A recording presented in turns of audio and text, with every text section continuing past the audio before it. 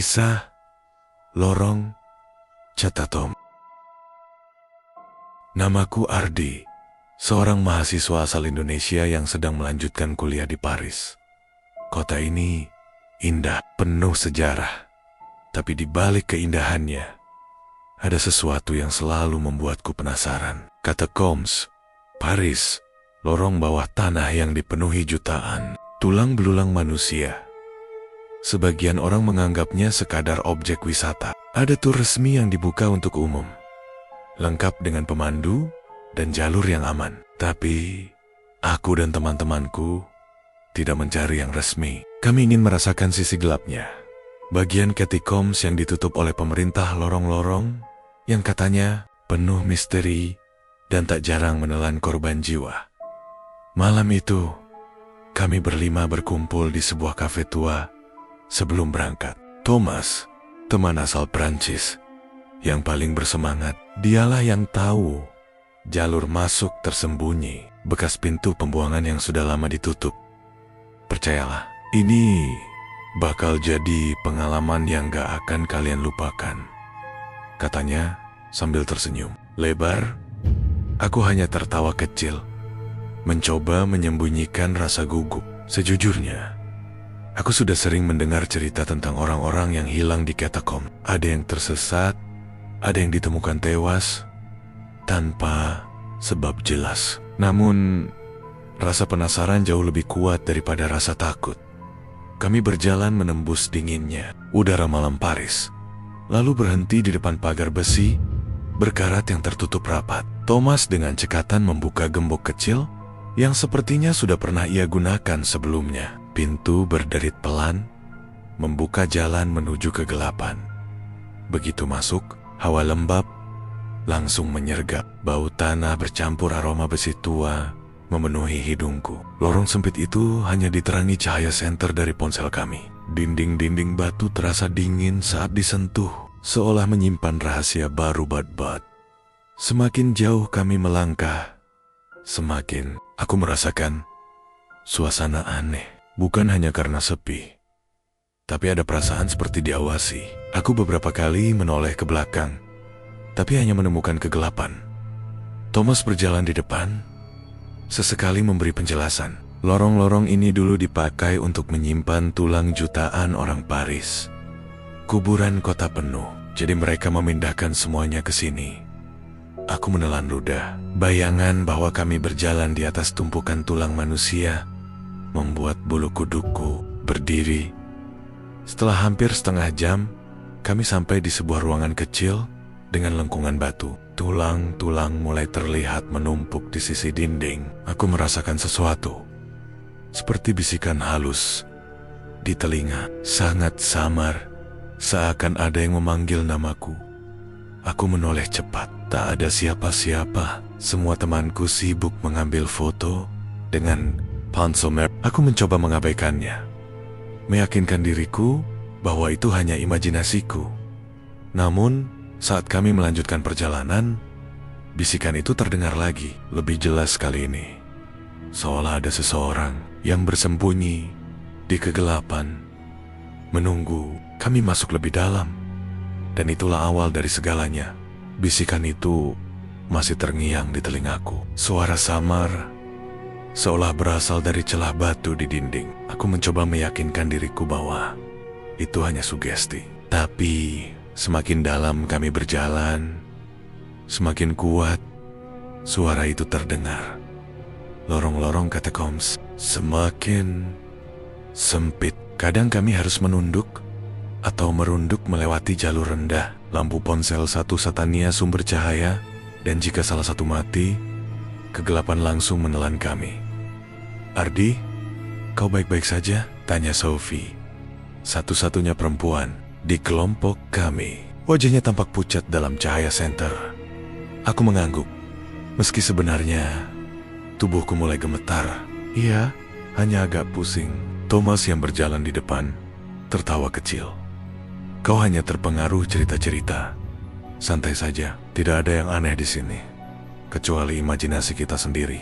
Namun, seakan ingin membantah ucapannya, tiba suara tap, tap, tap terdengar dari belakang, seperti langkah kaki yang mengikuti. Kami semua langsung menoleh, tapi lorong gelap itu kosong. "Apa kalian dengar?" Aku bertanya pelan. Mereka saling berpandangan, lalu Alex, salah satu temanku, menjawab dengan nada ragu. "Mungkin hanya gema langkah kita sendiri." Aku ingin percaya, tapi langkah itu terdengar terlalu jelas, terlalu nyata. Kami memutaske untuk beristirahat di sebuah ruangan kecil dengan dinding penuh susunan tengkorak. Saat itu, sesuatu terjadi. Senter di ponsel Julian tiba-tiba padam. "Baterai masih penuh. Ini nggak mungkin," katanya panik, menekan-nekan tombol ponselnya. Lorong langsung terasa lebih gelap, lebih menyesakkan. Nafasku semakin cepat, dan di tengah kegelapan itu, bisikan kembali terdengar. Kali ini lebih dekat, seolah tepat di belakang telingaku. "Ardi?" Aku tersentak, hampir menjatuhkan ponselku. Jantungku berdegup kencang. "Kalian dengar itu?" Suaraku bergetar. "Dengar apa?" tanya Sophie. Aku menelan ludah. Jika aku mengatakan kebenarannya, mungkin mereka akan menganggapku gila. Tapi wajah mereka pun tampak semakin pucat, seolah mereka juga merasakan sesuatu yang tak kasat mata sedang mengintai. Thomas mencoba menenangkan kami. "Sudah, jangan panik. Kita hanya perlu mengikuti tanda peta yang kubawa." Kertas kusut berisi denah catacombs yang ia cetak dari internet. Tapi entah kenapa, ruangan tempat kami berhenti tidak ada di peta. Sunyi. Hanya suara tetesan air dari dinding, hingga akhirnya suara langkah itu kembali terdengar. Kali ini lebih keras, lebih dekat. Tap, tap, tap. Aku menyorotkan lampu ponsel ke arah lorong kosong. Namun aku bersumpah, dalam sekejap aku melihat bayangan bergerak cepat, seakan bersembunyi di balik tikungan. Sophie menggenggam lenganku erat. "Ardi, aku rasa kita tidak sendiri di sini." Aku tidak bisa menjawab, karena jauh di dalam hati, aku tahu dia benar. Dan yang lebih menakutkan, suara langkah itu kini terdengar di depan kami. Suara langkah itu kini terdengar dari dua arah sekaligus, depan dan belakang. Jantungku berdetak kencang, seolah ingin meloncat keluar. Kami semua terdiam, hanya saling pandang dalam cahaya ponsel yang goyah, karena tangan kami bergetar. Tidak mungkin, suara itu bukan gema. "Ada seseorang di sini," bisik Alex. Thomas mencoba bersikap tenang, meski aku melihat keringat dingin di dahinya. "Tenang. Kalau kita tetap bergerombol, tidak ada yang bisa menyentuh kita. Ikuti aku." Kami kembali berjalan lebih cepat kali ini. Nafas semakin berat, udara makin lembab dan menyesakkan. Thomas berusaha mengikuti peta kusutnya, tapi sesuatu terasa aneh. Jalur yang kami lalui tak sama dengan yang ia tunjukkan di kertas. "Ini aneh," gumamnya. "Seharusnya kita sudah dekat dengan jalur keluar. Tapi lorong ini tidak ada di peta." Aku menelan ludah. Dinding batu di sekitar kami tampak berbeda. Ada bekas-bekas goresan, seolah seseorang pernah menandai jalan. Namun, saat kami mencoba menandai dinding dengan kapur, tak lama kemudian tanda itu menghilang begitu saja, seperti diserap batu. "Bagaimana bisa?" Sophie berbisik. Wajahnya pucat pasi. Kami mulai panik. Thomas memimpin ke arah lain, berharap menemukan ruangan yang lebih besar, tapi setiap belokan justru membawa kami kembali ke lorong yang sama. Seolah catacombs bermain-main dengan kami, memutar kami dalam lingkaran tak berujung. Tiba-tiba, terdengar suara gemuruh kecil, seperti batu runtuh. Kami menoleh ke belakang, dan saat itu, Julian sudah tidak ada. "Julian?" panggil Thomas. Suaranya serak, hening. Hanya Gemma, suaranya yang menjawab. Kami berlari kembali ke lorong sebelumnya, menyorotkan lampu ke setiap sudut. Kosong, seolah Julian menghilang begitu saja, ditelan kegelapan. Sophie mulai menangis, suaranya bergetar. "Kita harus keluar dari sini. Sekarang juga." Thomas mengguncang peta di tangannya. Frustrasi. Aku tidak mengerti. Jalannya tidak sesuai. Seharusnya ada persimpangan di sini. Aku menatap ke sekeliling, lalu merasakan sesuatu yang membuat darahku membeku. Udara berubah lebih dingin, dan dari ujung lorong terdengar suara bisikan. Kali ini bukan hanya memanggil namaku. Ada kata-kata lain dalam bahasa yang tidak ku mengerti, tapi penuh ancaman. Ardi? Dengar itu? Tanya Sophie dengan suara parau. Aku hanya mengangguk. Bisikan itu semakin keras, semakin jelas. Siala Ada Yang memanggil kami lebih dalam, menjauh dari cahaya, menjauh dari jalan keluar. Alex tiba-tiba menjatuhkan ponselnya. Aku lihat seseorang di sana, katanya, menunjuk ke ujung lorong. Kami semua menyorotkan lampu ke arah yang ia tunjuk. Sekilas, aku benar-benar melihat sosok hitam berdiri di kegelapan, diam, menatap. Ketika aku berkedip, sosok itu menghilang. Aku ingin berbalik, ingin lari, tapi jalur di belakang kami sudah tertutup reruntuhan batu. Tak ada jalan kembali. Kami turch back, dan satu-satunya pilihan adalah maju, masuk lebih dalam ke perut kegelapan catacombs. Kami melangkah maju dengan langkah gontai, seolah setiap meter membawa kami lebih jauh dari dunia nyata. Lorong-lorong itu semakin sempit, berkelok-kelok tanpa arah.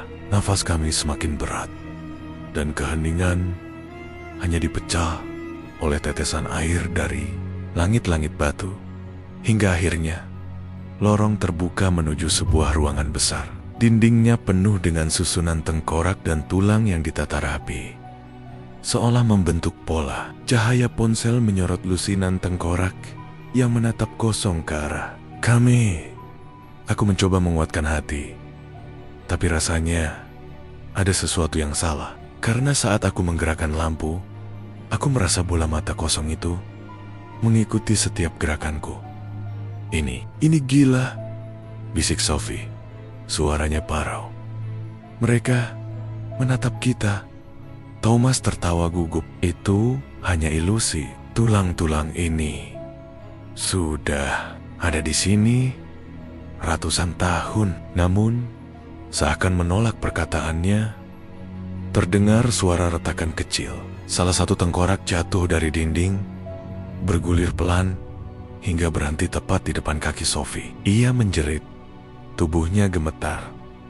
Saat itulah, aku menyadari sesuatu yang lebih menyeramkan. Susunan tengkorak di dinding perlahan berubah dari formasi acak menjadi pola wajah. Wajah yang tersenyum bengis. Alex tiba-tiba memegang kepalanya, berteriak keras, "Diam! Diam kalian! Aku tidak mau dengar!" Kami menatapnya bingung. "Alex, ada apa?" Ia menoleh. Matanya merah dan wajahnya pucat. "Kalian tidak dengar? Mereka berbicara. Mereka memanggilku. Mereka bilang aku harus tinggal di sini bersama mereka." Thomas mencoba menenangkannya, tapi Alex meronta, tertawa histeris. "Aku bisa mendengar semuanya. Mereka ingin kita semua menjadi bagian dari dinding ini." Suara tawa Alex bergema di ruangan, bercampur dengan bisikan samar dari tengkorak-tengkorak itu. Sophie menutupi telinganya, menangis ketakutan. Aku sendiri nyaris tak bisa berdiri. Tubuhku gemetar hebat. Cahaya ponselku berkedip-kedip, seakan ingin padam. Dalam sekejap, ruangan itu terasa lebih dingin, lebih gelap. Dari sudut mataku, aku melihat sesuatu bergerak di antara susunan tulang, seperti bayangan manusia, merayap, lalu menghilang. "Ardi." Suara itu terdengar lagi, jelas, tepat di telingaku. Tapi saat aku menoleh, tak ada siapapun di sana. Alex tiba-tiba berlari ke arah dinding penuh tengkorak, menabrakkannya dengan tubuhnya sendiri. Ia menjerit sambil menendang-nendang batu, seolah ada sesuatu yang menariknya masuk. Kami mencoba menghentikannya, tapi tiba-tiba ia tersedot ke dalam tumpukan tulang, menghilang tanpa jejak. Sophie menjerit. Thomas membeku tak percaya. Aku hanya bisa berdiri kaku, menyaksikan sahabatku ditelan dinding. Kini hanya tersisa kami bertiga, dan aku tahu Ruangan ini bukanlah ruangan biasa. Ini adalah gerbang tempat tengkorak-tengkorak itu hidup, dan kami hanya tamu yang tak seharusnya datang. Setelah Alex ditelan oleh dinding tengkorak, kami bertiga hanya bisa berdiri membeku. Sophie menangis histeris, sementara Thomas berusaha menyangkal apa yang baru saja terjadi. Tidak, itu tidak mungkin. Dia pasti hanya terjebak di balik batu, katanya. Suaranya bergetar. Namun, dinding itu kini tampak utuh kembali. Seolah-olah Alex memang tidak pernah ada.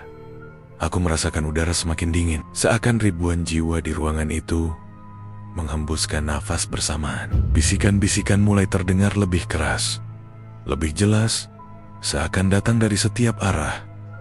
Ikutlah, tetaplah di sini. Kalian milik kami. Thomas menyalakan pemantul cahaya kecil yang ia bawa, mencoba menenangkan diri. Kita harus lanjut. Pasti ada jalan keluar di depan. Tapi aku bisa mendengar ketakutan dalam suaranya. Kami melangkah lagi, meninggalkan ruangan tengkorak itu. Lorong berikutnya lebih panjang, gelap, dan semakin menyempit. Suara langkah kami bergema, tapi ada gema lain yang tak sesuai irama, seperti ada seseorang yang mengikuti di belakang. Aku menoleh cepat. Lampu ponsel bergetar di tanganku. Kosong, hanya kegelapan pekat. Namun tiba-tiba, Sophie berteriak, "Thomas, jangan pergi jauh." Aku menoleh ke depan. Thomas sudah berjalan lebih dulu. Cahaya lampunya makin jauh. Kami berlari mengejarnya. Tapi saat mencapai belokan, ia sudah hilang. Hanya terdengar suara langkahnya yang semakin menjauh. Dan lalu hening, Sophie meraih lenganku erat. Tangannya dingin. "Ardi, hanya kita berdua yang tersisa." Aku ingin menenangkannya. Tapi tiba-tiba, seluruh lorong bergemuruh. Suara bisikan berubah menjadi teriakan.